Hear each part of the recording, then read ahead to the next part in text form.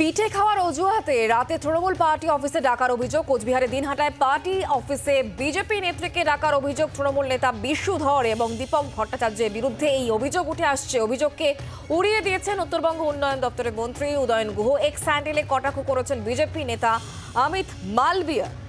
পিঠে খাওয়ার অজুহাতে রাতে তৃণমূল পার্টি অফিসে ডাকার অভিযোগ। কোচবিহারে দিনহাটার পার্টি অফিসে বিজেপি নেত্রীকে ডাকার অভিযোগ তৃণমূল নেতা বিশু ধর এবং দীপক ভট্টাচার্যের বিরুদ্ধে এই অভিযোগ। যদিও অভিযোগ উড়িয়ে দিয়েছেন উদয়ন গুহ, এক্স হ্যান্ডেলে এই বিষয়ে কটাক্ষ করেছেন বিজেপি নেতা অমিত মালবিয়া।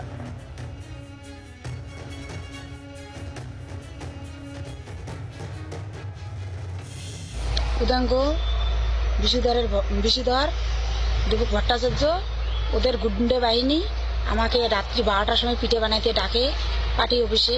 আমি রাজি হইনি। আমি বলি কি যে রাত্রি 12টায় কেউ যাবে পিঠে বানাইতে? আমাদের কি নারী বলতে কোনো সম্মান নাই?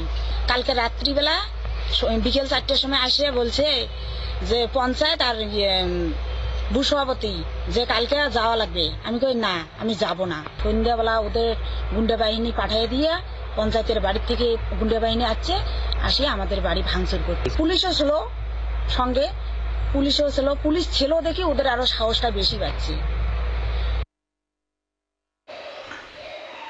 সন্দেশখালীকে সামনে রেখে এখন নতুন পিঠে খাওয়ার কাহিনী বিজেপি সারা বাংলায় চালু করবার চেষ্টা করছে।